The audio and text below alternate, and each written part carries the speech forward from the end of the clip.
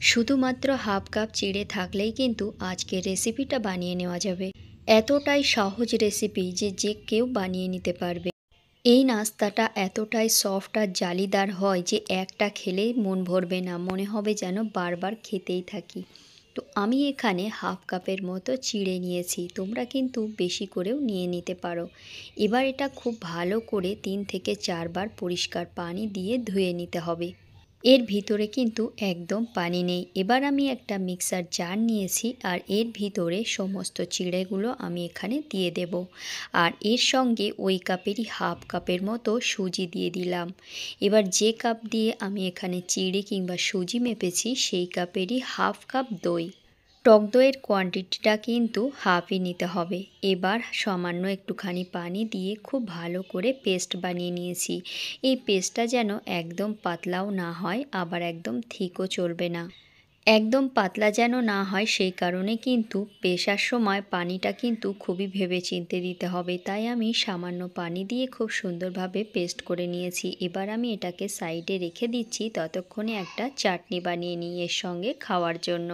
একটা প্যানের ভিতরে সামান্য তেল দিয়ে এখানে আমি কিছুটা কাঁচা ছোলার ডাল আর কিছুটা বাদাম দিয়ে দিলাম। এবার এটা হালকা করে ভাজা করে নিতে হবে।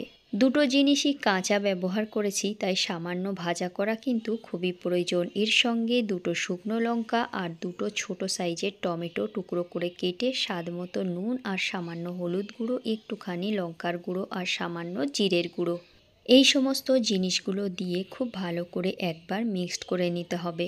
এই চাটনিটাও কিন্তু তৈরি করতে একদমই টাইম লাগে না, 5 মিনিটের মধ্যেই কিন্তু রেডি হয়ে যায়।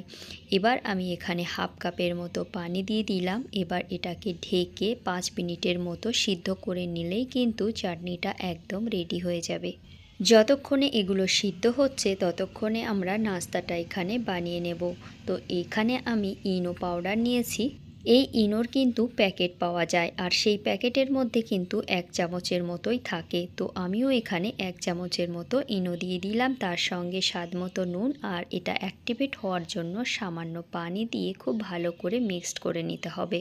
যদি হাতের কাছে ইনোটা না থাকে তাহলে কিন্তু এর পরিবর্তে বেকিং সোডাটাও দিতে পারো, রেজাল্টটা কিন্তু সেমই আসবে। তো এটা খুব ভালো করে মিক্সড করতে হবে আর ফটাফট মিক্সড করতে হবে। ইনোটা দেওয়ার কারণে কিন্তু এই ব্যাটারটা আগের থেকে অনেকটাই ফুলে উঠেছে। তো চলো এবার নাস্তাটা বানিয়ে নিই। এখানে আমি গ্যাসের উপরে একটা ননস্টিকের প্যান চড়িয়েছি। প্যানটা হালকা গরম হলেই সামান্য একটুখানি তেল দিয়ে একটা ব্রাশের সাহায্যে এইভাবে চারিদিকে ফেলিয়ে নেব। আর এই যে তেলটা আমি কিন্তু এই ফার্স্টবারই দিয়েছি, যতবার আমি এখানে নাস্তা বানাবো আর কিন্তু তেলের ব্যবহার একদমই করব না। 1 চামচের মতো ব্যাটার সেন্টারে দিয়ে গ্যাসের ফ্লেমটা লোতে রাখলেই কিন্তু নাস্তাটা একদম রেডি হয়ে যাবে 1 থেকে 1.5 মিনিটের মধ্যে। এটা তাড়াতাড়ি কুক হওয়ার জন্য ঢেকে দিতে পারো। তো এইভাবে সমস্ত নাস্তাগুলো আমি তৈরি করে নিয়েছি। এদিকে আমার চাটনিটাও রেডি। একবার নেড়েচেড়ে নিয়ে এটাকে ঠান্ডা করে মিক্সিতে দিয়ে পেস্ট করে নেব খুব সুন্দরভাবে। যদি চাটনিটা একটু পাতলা খেতে পছন্দ করো তাহলে এতে সামান্য পানি দিয়ে একটু পেস্ট করে নিও, তাহলে একটু পাতলা হয়ে যাবে। তো আমি এখানে খুব সুন্দরভাবে পেস্ট করে নিলাম। এবার এতে একটু তড়কা লাগাবো। সামান্য তেল গরম করে নিয়েছিলাম, তাতে একটুখানি সর্ষে, দুটো লঙ্কা আর এখানে কিছুটা কারিপাতা দিয়ে নেড়েচেড়ে নিয়ে এই চাটনিতে ঢেলে দিলেই কিন্তু এটা একদম রেডি। চাইলে তোমরা এই তড়কাটা অ্যাভয়েডও করতে পারো যদি তেল খেতে একদম ভালো না বাসো।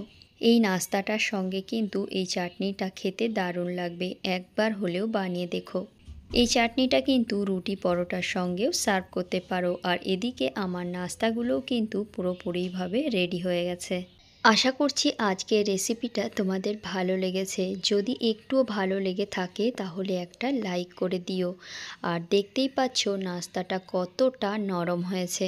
তোমরা যদি আমার চ্যানেলে নতুন বন্ধু হয়ে থাকো তাহলে চ্যানেলটাকে সাবস্ক্রাইব করে আর একটা কমেন্ট করে দিও তোমরা আমার ভিডিওটা কোথা থেকে দেখছো। তাহলে আজকের মতো আসি, আবার দেখা হবে একটা নতুন ভিডিওতে। Bye bye.